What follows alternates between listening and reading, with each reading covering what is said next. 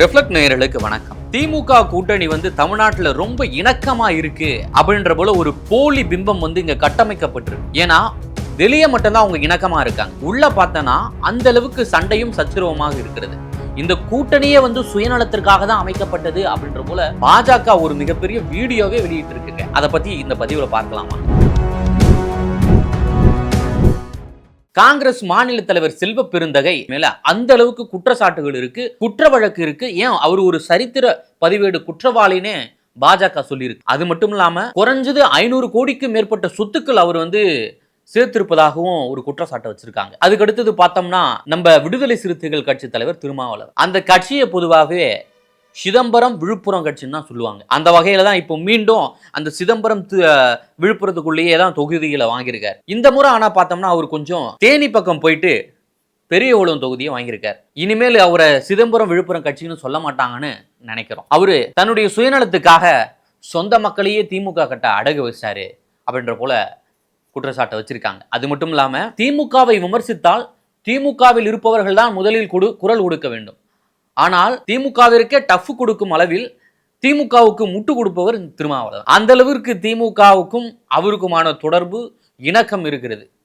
இன்னும் கொஞ்சம் போனா திமுகவிடம் விசிகாவை அவர் அடகு வைத்து விடுவார். அதற்கு அடுத்து தேமுதிக கட்சி ஆரம்பிச்சதுல இருந்து முதல் முறையாக இப்பதான் திமுக கூட கூட்டணி வச்சிருக்காங்க. கேப்டன் விஜயகாந்த் தேமுதிகவை துவங்கினதே திமுகவை எதிர்த்து தான். திமுக கருணாநிதி குடும்பத்தை ஓரங்கட்ட வேண்டும், அரசியல் இருந்து அவங்களுடைய ஊழலை வெளிக்கொணர வேண்டும், அந்த அளவுக்கு காற்றெல்லாம் ஊழல் பண்ணியிருக்காங்க அப்படின்ற போல சொல்லிதான் திமுகவை எதிர்த்து தான் ஒரு கட்சி ஆரம்பிச்சாங்க. ஆனா அந்த அம்மா கடைசியா தன்னுடைய சுயநலத்திற்காக, பொட்டிக்காக, பெட்டிக்காக, பணத்திற்காக திமுகவிடம் தேமுதிகவை அடகு வச்சாங்க. அடுத்து கம்யூனிஸ்டுகள், நம்ம காம்ரேடுகளை பார்த்தோம்னா ஒரு பரிதாப நிலையில் இருக்காங்க. ஏன்னா அவங்களுக்கு தேர்தல் செலவு பண்றது கூட காசு இல்லை. அதுக்காக அந்த கட்சியை மொத்தமா போயிட்டு 2 கம்யூனிஸ்டுகளும், மார்க்சிஸ்ட் கம்யூனிஸ்டும் இந்திய கம்யூனிஸ்டும் ஆளுக்கு தலா 30,000 கோடிக்கு கட்சியை விற்பனை செஞ்சுட்டாங்க. இந்த அளவுக்கு தான் திமுக கூட்டணியில கட்சிகள் இருக்கு. அதுக்கு அடுத்து மற்றொரு பக்கம் வந்தோம்னா இந்த திமுக அமைச்சர்கள் இன்னைக்கோ நாளைக்கோன்னு இருக்காங்க. எப்படா சிறைக்கு போவோம் அந்த அளவுக்கு தான் இருக்கு அவங்களுடைய நிலை. ஃபர்ஸ்ட் நம்ம அதிமுகவில இருந்து திமுகவுக்கு தவ்வின செந்தில் பாலாஜியை பார்ப்போம். செந்தில் பாலாஜி என்றாலே 10 ரூபாய் பாலாஜி. ஏனென்றால் அவர் இந்த டாஸ்மாக்ல வினோதமான ஊழலை பண்ணியிருக்காரு. 10 ரூபாய்க்கு பாட்டில் 10 ரூபாய் லஞ்சம். அதிலே பல திமுகவுக்கு திமுக என்ற கட்சி இயங்குதுன்னா இன்னைக்கு அவருடைய பணத்தில் தான் அப்படின்னு உலகம் முழுவதும் சின்ன குழந்தை கூட சொல்லும். அது மட்டும் இல்லாம நம்ம செந்தில் பாலாஜி அவர்கள் வேலை வாங்கி தருவதாக கூறி சொந்த மக்களையே ஏமாத்திருக்காரு. சொந்த சட்டமன்ற தொகுதி மக்களையே ஏமாத்திருக்காரு.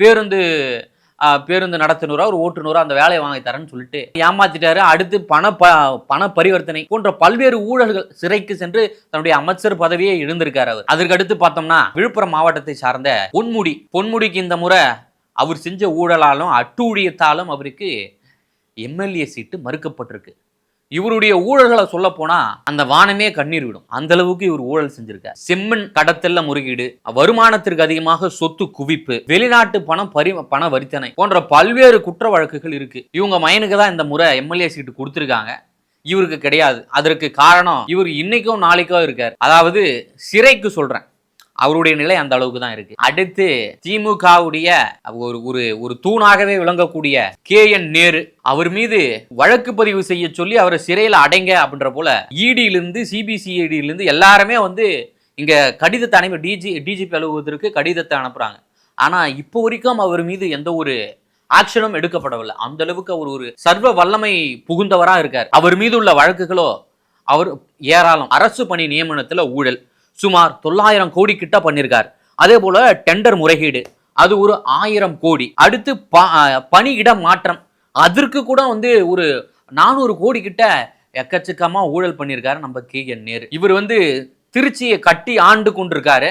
இவருக்கு என்ன நிலைன்னு சொல்லிட்டு இந்த எலெக்ஷன்ல ரிசல்ட்ல வந்துடும். அதுக்கடுத்து திமுகவுடைய மூத்த அமைச்சராக இருக்கக்கூடிய துரைமுருகன் பார்க்கறதுக்கு தான் பவ்யமா இருப்பார். அப்படியே ஒரு மூத்த அமைச்சர், சாதாரணமா இருப்பார். அப்படியே என்ன பண்றது, மிகப்பெரிய ஊழல்வாதி. நான் சொல்ல பாஜக அப்ப பட்டியலே போட்டிருக்கு. மணல் ஊழல், பண பரிவர்த்தனை, அளவுக்கு அதிகமான சொத்து, அதாவது 60,000 கோடி வரைக்கும் சொத்து குவிச்சு வச்சிருக்காரு இந்த துரைமுருகன். அந்த அளவுக்கு தான் திமுக அமைச்சர்களுடைய நிலை இருக்கு. ஆட்சி மாறினால் இங்க ஆட்டமே வேற. எல்லா அமைச்சர்களும் சிறையில் இருப்பாங்க. முதலமைச்சர் மு.க. ஸ்டாலின் எதிர்க்கட்சி தலைவரா இருந்து அப்புறம் அவர் என்ன பண்ண போறாரு? சட்டசபைக்கே வரமாட்டாரு. அந்த நிலைமையில தான் அவருடைய நிலை போகும். அதற்கடுத்து இந்த திமுக புள்ளிகளிலே மிகப்பெரிய சரித்திர பதிவேடு குற்ற வழக்குகள் செய்தவர் லிஸ்ட் அடுத்து பார்ப்போம். முதல்ல ஜாபர் சாதிக், போதைப் பொருள் கடத்தல் மன்னன். கண்ணுக்கு தெரியாத அளவுக்கு போதைப் பொருள், சென்னையில இப்போ போதைப் பொருள் நடமாட்டம் இருக்கிறான். முக்கிய குற்றவாளி. அதற்கு காரணம் அவர் தான். அவர் வீட்டில் இப்போ ஐடி ரைடு, இடி ரைடு போன்ற பல்வேறு ரைடுகள் நடந்துச்சு. அந்த அளவுக்கு அவர் வந்து திமுகவுடைய அயலக அணியோடைய செயலாளராக இருந்திருக்கார். அடுத்து அண்ணா பல்கலைக்கழகத்தில் பாலியல் சீண்டலில், பாலியல் பலாத்காரத்தில் ஈடுபட்ட ஞானசேகரன், அவர் ஒரு பக்கம் சிறையில கம்பி எண்ணி கொண்டிருக்கார். அதாவது என்ன பண்றது, இந்த ஒரு பாலியல் குற்றவாளி வீட்டுல பல மூத்த அரசியல் தலைவர், திமுகவுடைய அரசியல் தலைவர்கள்லாம் போயிட்டு விருந்து உண்டிருக்காங்க. அந்த அளவுக்கு அவருடைய செல்வாக்கு இருக்கு. அப்படியே இன்னொரு பக்கம் இந்த வேலூர் பக்கம் போனோம்னா, பல பெண்களை காதலித்து கபலீகரம் செய்து திருமணம் முடித்து திமுகவினருக்கே இரையாக்கி இருக்கார்.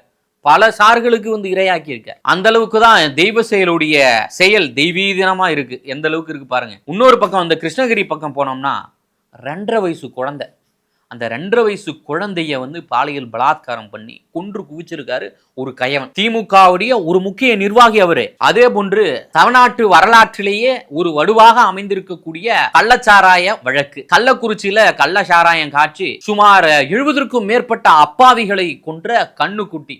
இவர் ஒரு திமுக நிர்வாகி. திமுக நிர்வாகிகள் நிலைமை இப்படி இருக்கு, அமைச்சர்கள் நிலைமை இப்படி இருக்கு. அடுத்து ஆட்சிக்கு வந்தா இல்ல ஆட்சிக்கு வரலாம், இப்போ என்ன நிலைமை எப்படி இருக்க போகுதுன்னு சொல்லிட்டு மக்களாகிய உங்ககிட்டயே நான் விட்டுறேன்.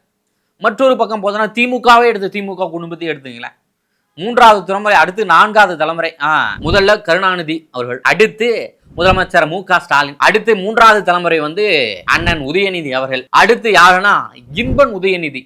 தலைமுறையாக தமிழ்நாட்டை ஆண்டு கொண்டிருக்கிறார்கள். இவர்களுக்கெல்லாம் தான் இப்போ தமிழக மக்கள் வாக்களிக்க போறாங்களா என்பது மிகப்பெரிய கேள்விக்குறியா இருக்கு. மீண்டும் மற்றொரு பதிவில் பார்க்கலாம். நன்றி, வணக்கம்.